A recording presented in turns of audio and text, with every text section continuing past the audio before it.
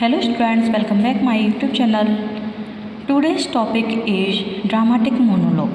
यानी आज का हमारा टॉपिक क्या है? ड्रामेटिक मोनोलॉग यानी नाटकीय एकालाप। इसको हिंदी में कहते हैं नाटकीय एकालाप। पढ़ते हैं क्या है। Dramatic monologue is a literary form where the writer takes on the voice of a character and speaks through them.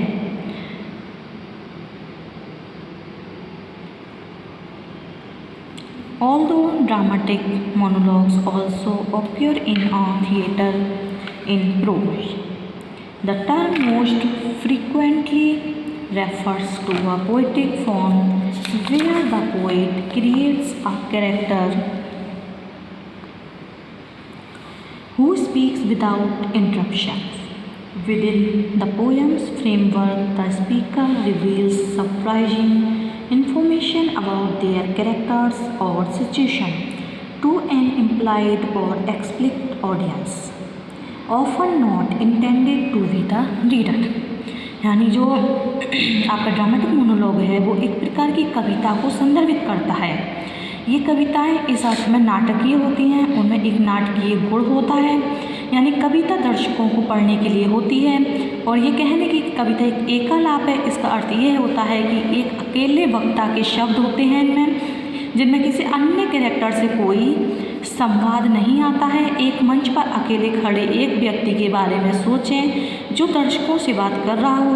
निश्चित रूप से उस श्रोता का वो हिस्सा होता है, लेकिन आमतौर पर कविता का अर्थ है कि जो स्पीकर है मुख्य रूप से एक विशिष्ट व्यक्ति से बात कर रहा है।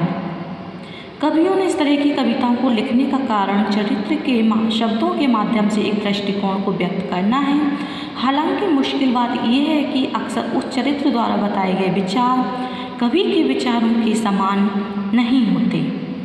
अधिकांश समय वक्ता किसी को कुछ समझाने की कोशिश कर रहा होता है और हो सकता है कि वह पूरी सच्चाई बता रहा हो या नहीं।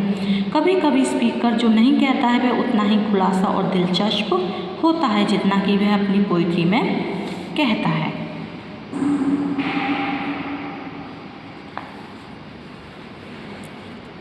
A dramatic monologue is also called a persona poem, and the character speaking in the poem is referred to as a persona.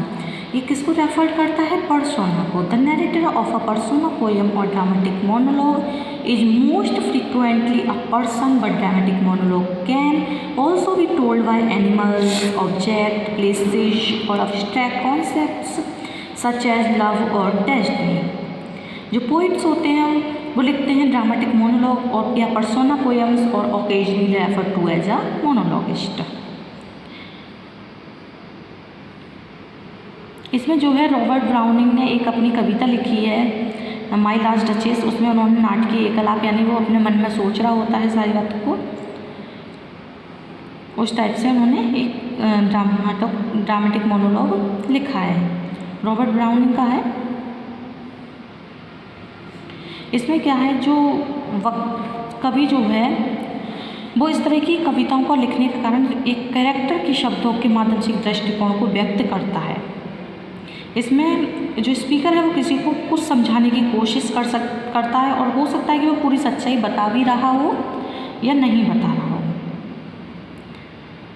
ठीक, इसके कुछ कैरेक्टरिस्टिक्स हैं।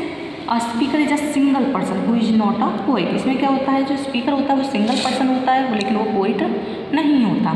The views of the speaker में contradict with those of the poet. इसमें क्या है, जो वक्ता के जो विचार हैं वो कवि के पोइट्स के विचारों के विपरीत भी, अपोजिट भी हो सकते हैं। The speech of this character makes up the whole of the words in a specific situation as a crucial moment. This character addresses and interacts with one or more people, but we know of the other's presence and when they say or do only from clues in the poetic dialogues of the speaker.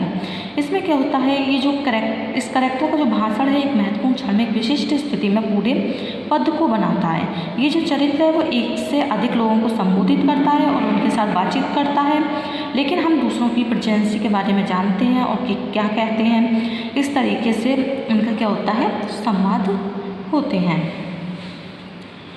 नाटकीय एकलाप में अगर समझने की कोशिश करते समय उसमें कुछ चीज़ें पूछी जाती हैं, जैसे परिस्थिति क्या है, सिचुएशन क्या होनी चाहिए, स्पीकर किससे बात कर रहा है और क्यों कर रहा है, अपना पक्ष रखने के लिए वक्ता कौन कौन से हथकंडे अपना रहा है, क्या कविता के दौरान स्पीकर अपना विचार बदलता प्रतीत होता है। इस टाइप से कुछ क्वेश्चंस पूछे जाते हैं। ओके,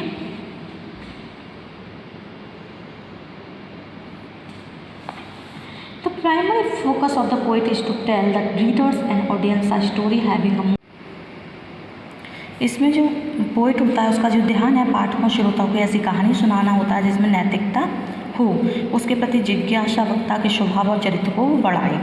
एकलाप का जो विषय होता है वो आत्मरहस्य उद्घाटन होता है। ये नाटकीय एकलाप की कुछ विशेषताएं हैं।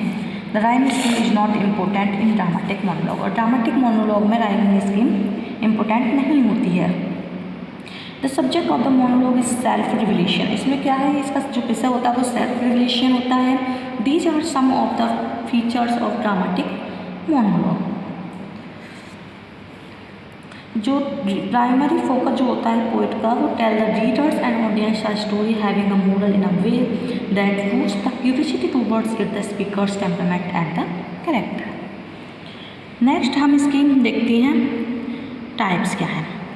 फर्स्ट टाइप है romantic monologue. Romantic monologues are poem where a character speak about a romantic relationship. जो रोमांटिक मोनोलॉग होते हैं, जो उसके पोएम ये किसके बारे में बताते हैं, रोमांटिक रिलेशनशिप के बारे में बताते हैं, आइदर पास्ट के बारे में बताते हैं, करंट के बारे में बताते हैं, और desired. Dilemma by Anthony Hecht is example of a romantic monologue. Next है कन्वर्सेशनल मोनोलॉग्स। कन्वर्सेशनल मोनोलॉग्स जो होते हैं वो poems where the dramatic monologue presented by the speaker.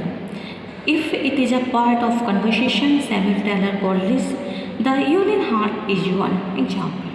Next है philosophical monologues. Philosophical monologues are poems where the character explicates their personal philosophy or theories about the world. Lines written a few miles above written away by William Wordsworth is one example of a philosophical monologue. Okay, that's it. Thank you for watching.